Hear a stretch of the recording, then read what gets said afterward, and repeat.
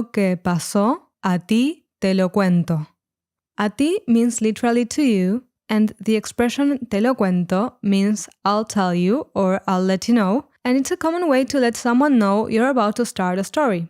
Cuento comes from the verb contar, which means both to count and to tell.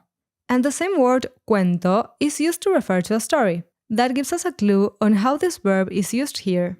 It may be a bit confusing because te lo cuento is actually conjugated in the present, meaning literally I tell it to you.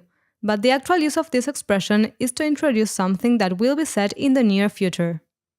No creas que no dolió, o que me lo invento. No creas que no dolió o que me lo invento. No creas could be translated into don't believe or don't think. It is the negative imperative conjugation of creer, literally to believe. So we use this expression to request someone to not believe something or not think of something as true. Then we have this phrase starting with the pronoun me, which refers to me or myself. And being this song written in the first person form, we'll come across with it a lot. Lo invento can either mean I invent it or I make it up. So me lo invento can be literally translated into I invent it to myself. But the expression me lo invento actually means I'm making it up. And this is a colloquially accepted expression. Así es que se dio. Así es que se dio. Así es que se dio works as an equivalent to the English expression this is how it turned out. The word así has several meanings, but in this context it translates into this. Es que here means is how. Se is an indirect object pronoun to refer to him, her, or it, and dio here means happened, and is the preterite of dar in the second person. Now, I know dar commonly means to give, but in the context of telling a story, dar can be used to refer to an event happening or taking place in a particular way. Yo tenía mi bebé, era algo bien especial. Yo tenía mi bebé, era algo bien especial. You may already know algo means something, and especial is an adjective meaning special. And we have bien in between those two, which is most commonly translated into good or well. But here, bien is used to exaggerate the adjective, just like very or really do in English. Pero me obsesioné con algo que a él le hacía mal. Pero me obsesioné con algo que a él le hacía mal. Obsesioné is the preterite draw conjugation of obsesionar, to obsess. When combined with the pronoun me obsesioné refers to the action of becoming obsessed. So even if the literal translation would be I obsessed, it actually means I became obsessed. And here we have another tricky one, le hacía mal. Le is an indirect object pronoun meaning to him, her, or it, and hacía mal means made bad. So the literal translation to this would be it made bad to him. But le hacía mal refers to something having hurt someone, so it's an equivalent of it hurt him. Miles de canciones en mi mente y él me lo notaba. Miles de canciones en mi mente y él me lo notaba. In some locations like Cuba or southern Spain, dropping the last letter S from words is pretty common. This is graphically represented with an apostrophe replacing the S, like in this example, canzone. When it comes to pronunciation, if the following word starts with a vowel, the S sound is replaced by a soft H that links both words. So instead of saying canciones en mi mente, you'd say canciones en mi mente. As a general rule, you should always pronounce the letter S in Spanish words, but it's fine if you want to try this pronunciation when speaking casually in regions that use it. The expression me lo notaba means he noticed it, and here we have me lo again, as in me lo invento. But being preceded by the pronoun él this time, we know it refers to him performing an action towards her. And that action is notaba, the imperfect form of notar. This verb has a few meanings, but in this context it can be translated into noticing, perceiving, or feeling. Tantas veces que me lo decía, yo como si nada. Y él tantas veces que me lo decía, y yo como si nada. This is another example where the letter S was dropped from words. Rosalia said tanta vece instead of tantas veces, which means so many times. Como si nada literally means like if nothing, but it's actually an adverbial phrase that indicates someone is acting without paying attention or without listening. When someone talks to you and you act como si nada, it means you keep doing what you're doing, pretty much ignoring them. This phrase is also used in other contexts to express something challenging has been done easily or without much effort, similarly to the English phrase just like that. For example, vino una ola gigante y el surfista la tomó, como si nada. Watching music videos on FluentU is a game changer, because with FluentU you get to follow song lyrics with their English translations below and click on words and phrases as necessary to quickly get their definitions, including slang. Plus, the video dictionary feature shows you other videos where a certain word or expression is used, which makes it easy for you to understand exactly how a word is used so that you'll be able to use it confidently later. And there are even more exciting tools in FluentU that will turn your favorite music into a full language learning experience. So click the link below and get a free trial for 2 weeks. Es mala amante la fama y no va a quererte de verdad. Es mala amante la fama y no va a quererte de verdad. De verdad means real or for real. It is also an adverbial phrase formed by the preposition de, which has multiple translations, being the most common of and from, and verdad, which means truth. For example, Primero, ¿es un Hellcat de verdad? Primero, ¿es un Hellcat de verdad?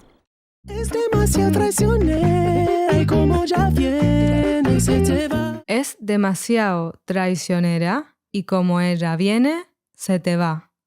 Demasiado is a shortened version of demasiado. Just like with the letter S, the letter D is also another that can be dropped in colloquial Spanish. The use of this pronunciation also depends on the region, but it's most commonly used with words ending in ado, like demasiado. Traicionera here means treacherous. The suffix ero or era have lots of uses, but one of them is to create adjectives out of nouns. In this case, the adjective traicionera was created out of traición, betrayal or treachery, to talk about someone that usually betrays others. The expression como viene, se va means literally as it comes, it goes. It's derived from fácil viene, fácil se va, which is the equivalent to the English expression easy comes, easy goes. This is used to refer to something that can be quickly obtained but quickly lost, like la fama, the fame. A couple of pronouns were added there for rhythmic reasons, but in normal speech those would have been omitted as they tend to be implied in context. Sabe que será celosa, yo nunca le confiaré. Sabe que será celosa, yo nunca le confiaré. Nunca means never, and confiaré means will trust, since it is the future tense of confiar, to trust. And in between those, we have again the indirect object pronoun le, which means to him, her, or it. So, nunca le confiaré can be translated into I will never trust her. This is also a case where something has been said in an unusual way in order to fit the song's rhyme. A more common way of saying this actually is nunca confiaré en ella. Si quiere duerme con ella, pero nunca la vayas a casar. Si quiere, duerme con ella, pero nunca la vayas a casar. Here we have nunca again, meaning never, followed by another pronoun, la. This is a direct object pronoun, so it's used to replace a female direct object in a sentence, which in this example is ella, her. Vayas is the subjunctive of the verb ir, to go, so when combining nunca and vayas, even if we have a pronoun in between, this translates into the expression don't ever. And finally, a casar means to marry. So altogether, nunca la vayas a casar can be translated into don't ever marry her. But this again, even if it is correct, isn't the usual way to say this in Spanish. It was phrased like that to fit the song, but a more natural way to say it would be nunca te vayas a casar con ella. Lo que pasó me ha dejado en vela. Lo que pasó me ha dejado en vela. The indirect object pronoun me is used to refer to me, the yo person in the sentence, And ha dejado is an expression conjugated in the present perfect. This verb tense is used to indicate either something has happened recently or started to happen in the past and continues going on in the present. It's formed by a present indicative of the verb haber, to have, which in this case is ha, plus another verb in the past participle, which in this case is dejado, from the verb dejar, to leave. Finally, en vela, literally in candle, is actually an adverbial phrase meaning awake or sleepless. So me ha dejado en vela means it has left me sleepless. You may want to review these phrases later, so we prepared a free PDF. Click the link in the description below. La sangre le hierve, siempre quiere más. La sangre le hierve, siempre quiere más.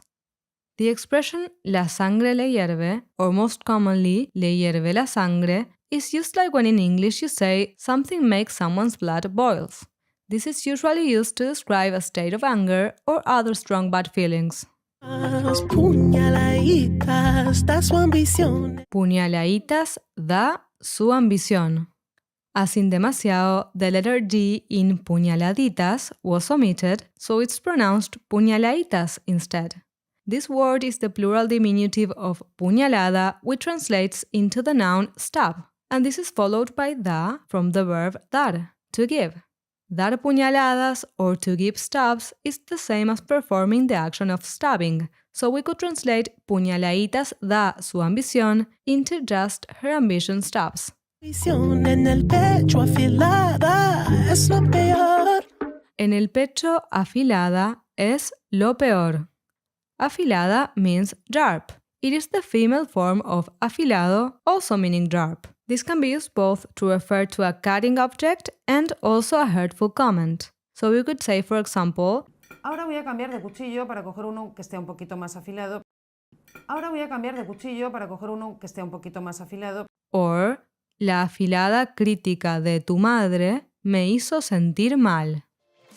Here's another lesson for you to keep learning Spanish with songs. In this video, we break down Luis Fonsi's Despacito and discuss more expressions that I bet will be new to you. See you there!